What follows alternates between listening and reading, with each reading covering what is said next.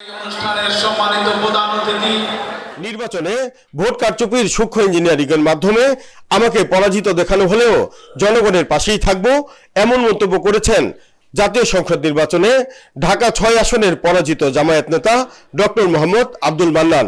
আপনারা চেষ্টা করেছিলেন, রাত দিন পরিশ্রম করেছিলেন, অনেক রিস্ক নিয়েছিলেন, ভোটও দিয়েছিলেন, জনগণও ভোট দিয়েছিল, কিন্তু এদেশের এক শ্রেণীর কুচক্রী যারা মানুষ নামের কলঙ্ক, যারা মানুষ, যারা আপনার আমার ভোটের রেজাল্টকে পাঠিয়ে দিয়েছে, যারা সার্টিফিকেট দিয়েছে বিশ্ববিদ্যালয় থেকে, কিন্তু মনের ভিতরে তাদের চরিত্রের কোনো সার্টিফিকেট নাই, তারা আমাদের ফলাফল পাঠিয়ে দিয়েছে।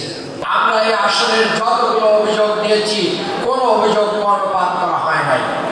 তার মানে কি? তার মানে হচ্ছে ওনারা ম্যানেজ হয়ে গিয়েছিলেন অনেক আগে থেকে।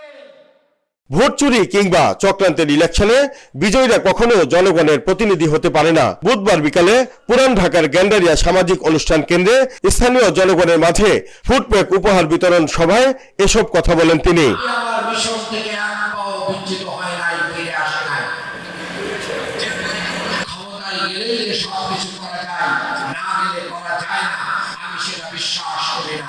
আপনারা যদি আমার পাশে থাকেন, আপনারা যদি সহযোগিতা করেন, তাহলে আপনাদেরকে সাথে নিয়ে এই পুরান ঢাকাকে আমরা আধুনিক ঢাকায় রূপান্তরিত করার সেই কাজ আমরা চালু রাখবো ইনশাআল্লাহ।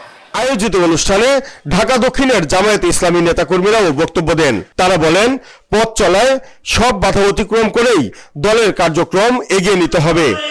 এই ঢাকা ৬কে জামায়াত ইসলামের ঘাঁটি হিসেবে ইনশাআল্লাহ রূপান্তরিত করব ইনশাআল্লাহ। যে কোনো আপদে বিপদে এই ঢাকা ৬-এর আপামর জনসাধারণের পাশে উনি থাকবেন।